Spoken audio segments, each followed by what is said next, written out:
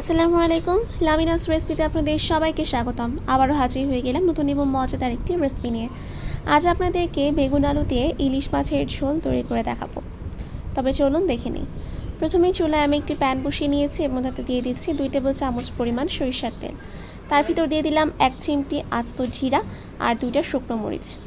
একটু ভেজে নিয়ে তারপর আমি এখানে পেঁয়াজ কুচি দিয়ে দিয়েছি একটা, তারপর ভালো করে ভেজে নিচ্ছি।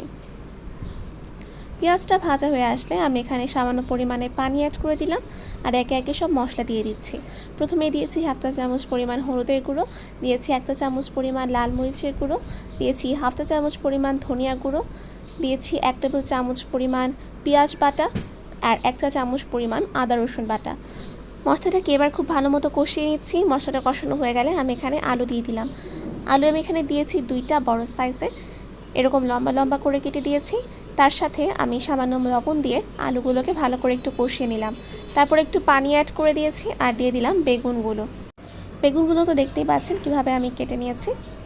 বেগুনটাকেও একটু ভালো মতো কষিয়ে নিয়ে তারপর আমি এখানে পানি অ্যাড করে দিয়েছি 2 কাপ পরিমাণ।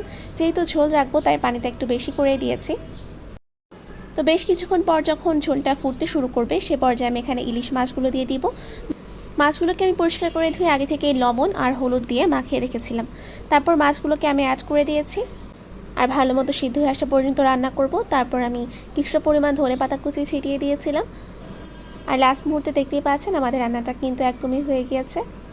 খুব সহজে এটা রান্না করে ফেলতে পারবেন। আর বেগুন দিয়ে ইলিশ মাছের এই ঝোলটা কিন্তু খেতে অনেক মজার হয়। খুব কম সময় লাগে রান্না করতে। আপনারাও কিন্তু অবশ্যই এভাবে ট্রাই করে দেখবেন। আশা করছি আপনাদের কাছেও ভালো লাগবে। তো আজ এই পর্যন্তই। আপনাদের সবাইকে ধন্যবাদ। আল্লাহ হাফেজ।